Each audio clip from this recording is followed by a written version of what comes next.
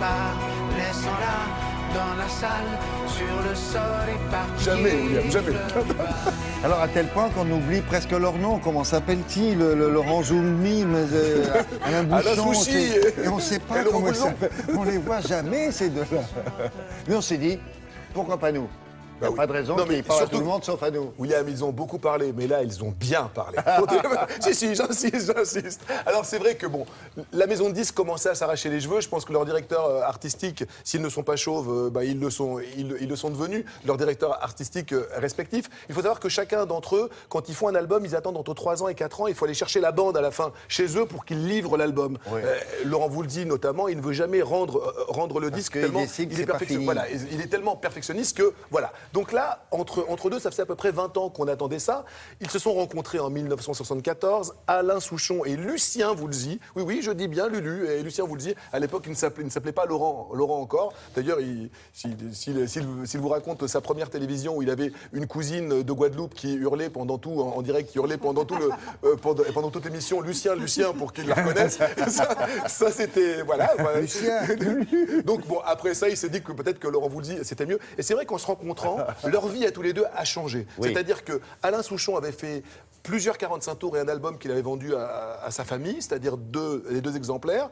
Et Lucien Voulzy avait fait plusieurs 45 tours qui étaient restés collés dans les bacs Dans avec les un chewing-gum, bacs, oui. c'est-à-dire qu'on ne pouvait pas les prendre. Ouais. Et lorsqu'ils se sont rencontrés tous les deux, l'un n'a plus composé les mêmes musiques et l'autre n'a plus composé les mêmes paroles. C'est une vraie rencontre. Il y a quelque chose de cosmique dans cette rencontre-là. Et on a essayé de... Ces gars-là, c'est une addition.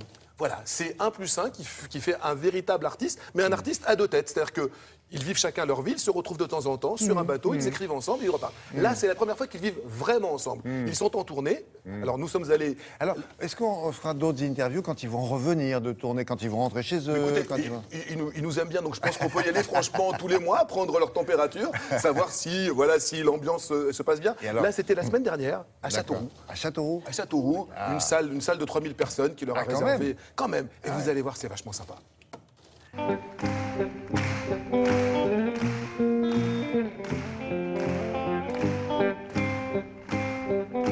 J'ai 10 ans, je sais. Laurent, Alain, vous vous souvenez de votre toute première rencontre? Et j'avais un petit début de rien.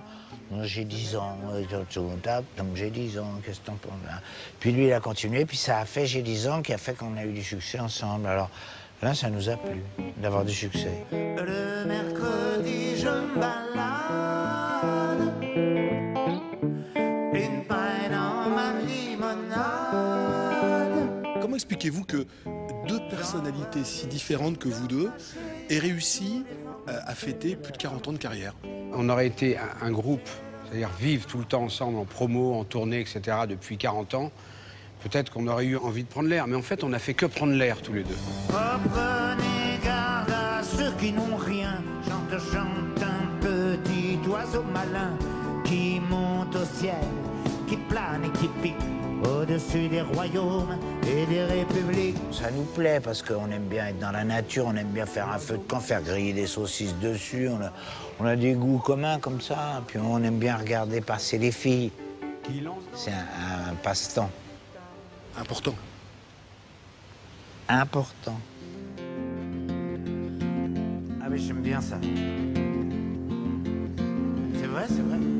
Donc ça dure, ça dure, ça dure, ça dure. ensemble.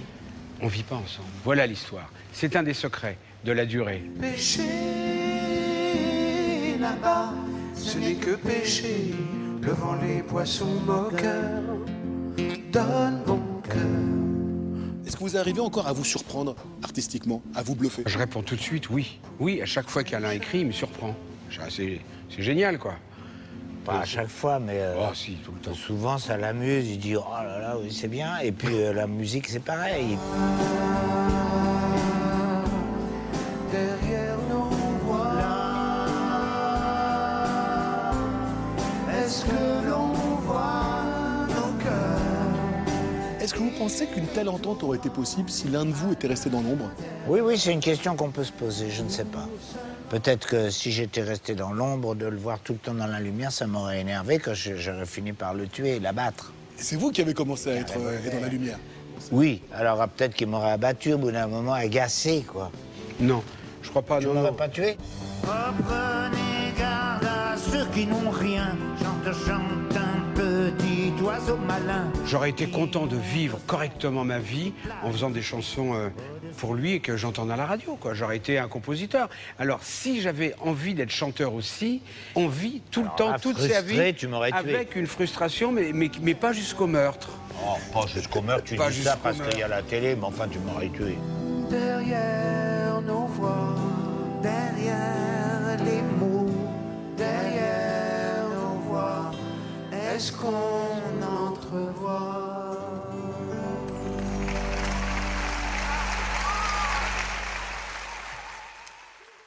C'est la lumière ou il a une guitare bleue? Il y a une guitare bleue. Je pense qu'elle a été repeinte. Moi, j'en ai pas vu dans le commerce des bleus comme ça. Alors, Non. peut-être, mais je pense que si vous regardez bien, je pense qu'elle a dû un petit coup de peinture. Écoutez, ça Oui. fait un carton partout. Ils sont actuellement ce soir au Palais des Sports et jusqu'au 13 mai. C'est à guichet fermé au Palais des Sports. Ils ont remis des dates au Zénith au mois de décembre. Je sais quand on va reparler d'eux.